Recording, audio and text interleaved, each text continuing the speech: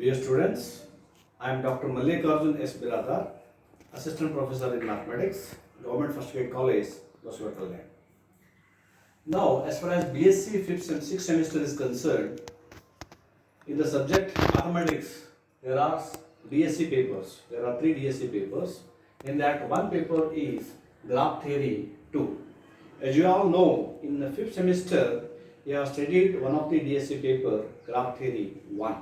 So those who have obtained Graph Theory 1, again in 6th semester, there is another paper called Graph Theory 2. That is the continuation of Graph Theory 1, which you have studied in 5th semester.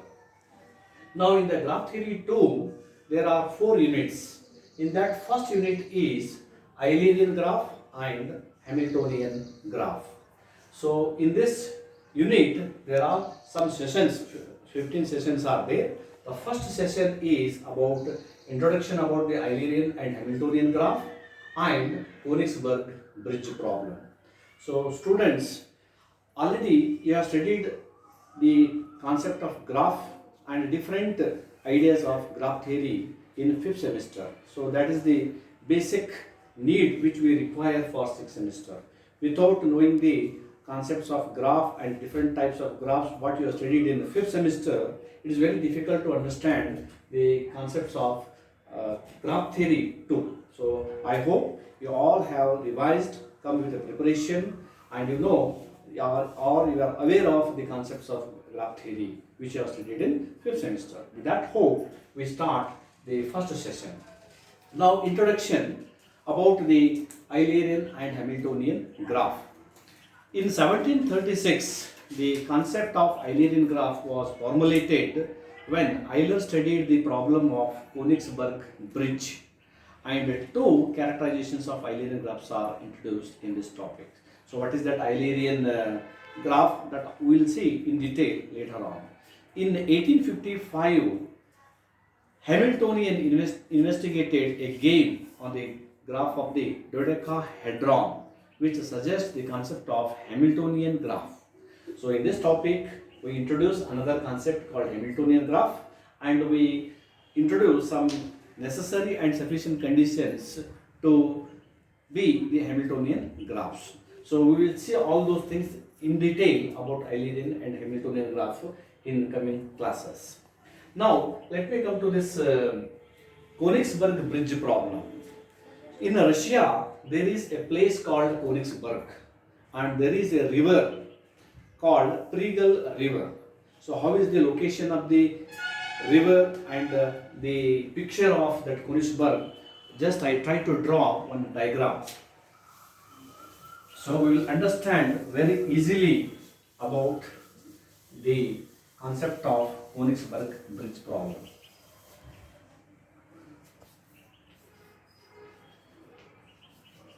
Konigsberg bridge problem.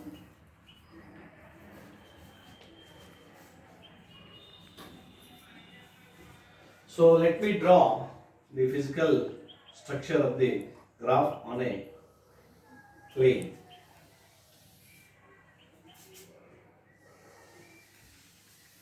So this is the river, Pregal River. There were 2 islands. So these are the 2 islands. So this side banks of the river and this side also banks of the river. Now the 4 land areas are connected by 7 bridges. Let us see.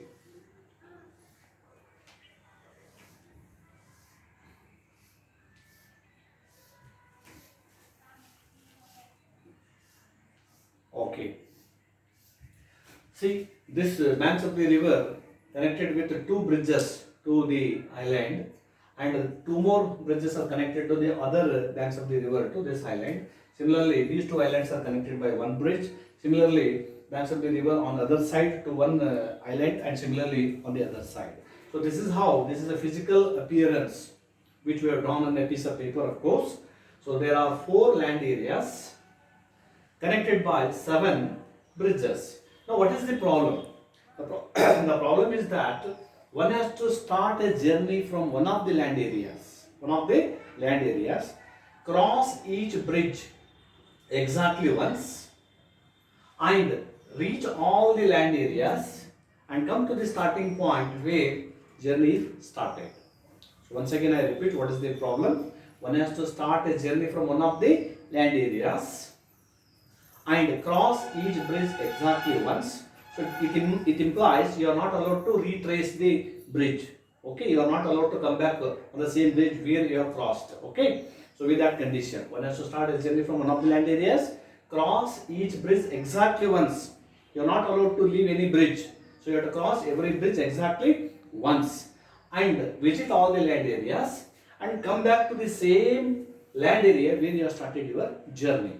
Okay, so in the year 1736, so at that time many people they tried to travel in that fashion, but ultimately they couldn't get. What would be the solution for this problem? One who says yes, it is possible to travel in that fashion, definitely that would be the solution. One says no, it is really impossible to travel in that fashion, that would be the another solution. But people were under confusion whether it is possible or not possible. At that time, in the year 1736, a great mathematician called Euler, he come to know the problem. So what he did, he has understood the physical appearance of the problem and he tried to take the same physical appearance on a piece of paper. So what he did, instead of land areas, he took points. Instead of bridges, he took lines, and he has drawn same physical problem on a piece of paper in this way. I think I can draw here. So first I try to label the land areas. This is the land area A, this is the land area B, and this is C and D. Okay, so now I try to read out. So instead of one land area I took as a point A, and instead of another land area point B. Now C is another land area, that's banks of the river. So D is the island. Now between A and B, there are two bridges. So we will join by two lines. Between B and C there are two bridges. We join by two lines. Between B and D there is a bridge. So we join by a line. Between A and D, one bridge. Between C and D, another bridge. So between A and D and C and D. Now same problem he has transferred on a piece of paper. This is how the concept of graph come into existence. So the concept of graph which we have studied in geometry is different. The concept of graph which we are going to study is different. So we should not compare with geometrical graph. Okay. So therefore what he did? He took the same physical problem on a piece of paper in terms of a graph. Now the same problem you can say without lifting pen or pencil.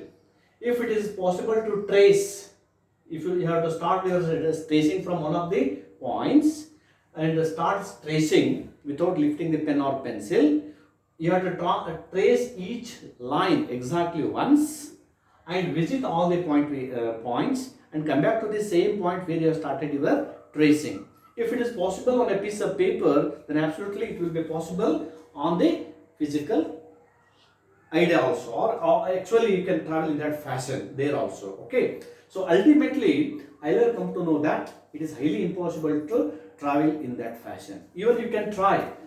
Suppose I try to start my journey at A. Okay, now we will take this line, then we reach this point B, then we try to come in this way to C. Then there are so many options, either you can go back to B or you can go to D. So preferably, okay, anyone. Say for example C to B. Now you may travel from B to D. Okay. Now one option is you can reach from D to A. Of course your starting point is A, but you are not considering this line C to D. It implies you have to trace each line exactly once. But if you reach in this way, you are not tracing this line. Or if you trace in this way, you are not tracing this line. Your starting point is different and ending point is different. So one or the other way, even if you try several times, ultimately it is not possible to travel in that fashion. So Euler concluded, or he gave a solution, that it is highly impossible to travel in that fashion. So he gave a solution. So this is the solution for the Konigsberg bridge problem. So this is how we have come to know the ideas about the Konigsberg bridge problem and how the concept of graph come into existence. Okay, I think you have followed what we have discussed in this class. Okay, so the important concept is Konigsberg bridge problem.